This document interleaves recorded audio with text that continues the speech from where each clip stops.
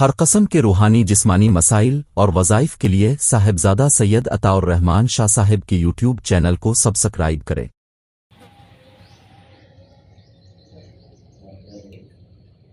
السلام علیکم ورحمۃ اللہ وبرکاتہ۔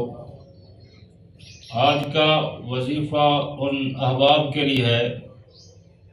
جن کی زندگی میں پریشانی ٹینشن رہتی ہے، اور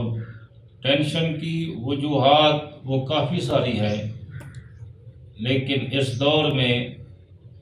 زیادہ تر ٹینشن بے روزگاری کی وجہ سے یا آمدن کم ہے، اخراجات زیادہ ہیں، گھر میں خیر و برکت نہیں، نہ وسعت ہے، یا اس کے علاوہ گھر میں کوئی مریض ہے، یا بعض اوقات اس طرح ہوتا ہے کہ گھر کے سارے افراد وہ مریض ہوتے ہیں، تو اس طرح بیماری بھی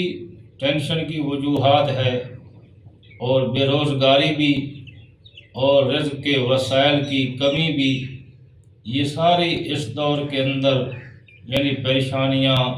اور مختلف یعنی ٹینشنوں کی وجوہات ہیں۔ اللہ کریم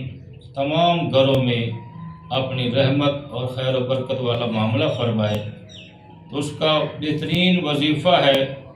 اور یہ وہ وظیفہ ہے جو اللہ تعالیٰ نے قرآن کریم کے اندر ارشاد فرمایا ہے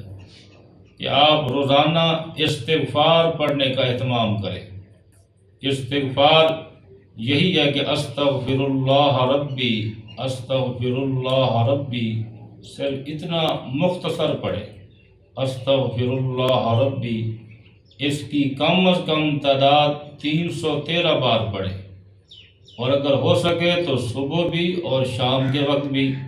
2 وقتوں کے اندر پڑھیں، نہیں تو ایک وقت کے اندر تو لازمی پڑھیں۔